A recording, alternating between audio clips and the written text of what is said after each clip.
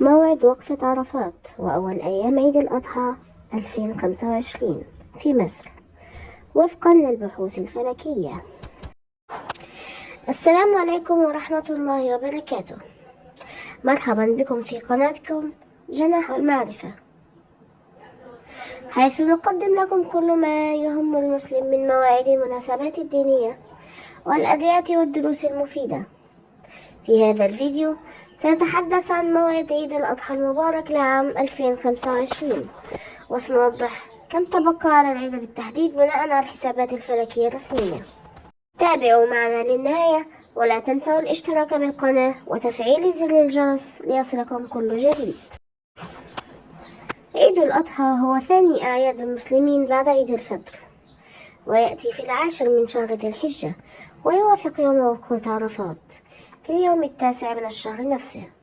هو العيد الذي يضحي فيه المسلمون تقربا إلى الله تعالى، ويعد من أعظم الأيام عند الله لما فيه من أعمال عظيمة مثل الحج والصيام والصدقات والأضاحي.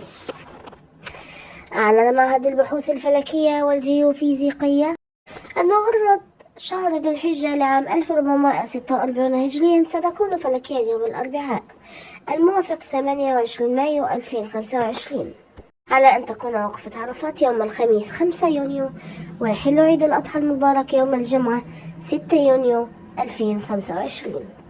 فاستعدوا أحبتي لهذا اليوم العظيم بالتقرب إلى الله وكثرة الدعاء والاستعداد للأضحية لمن استطاع.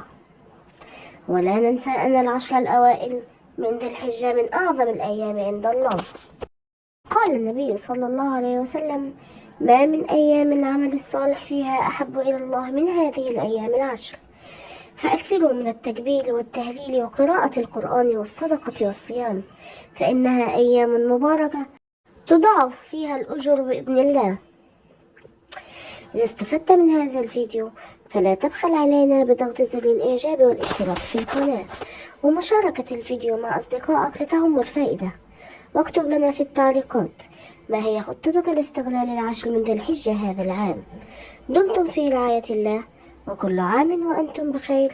تقبل الله منا ومنكم صالح الأعمال، والسلام عليكم ورحمة الله وبركاته.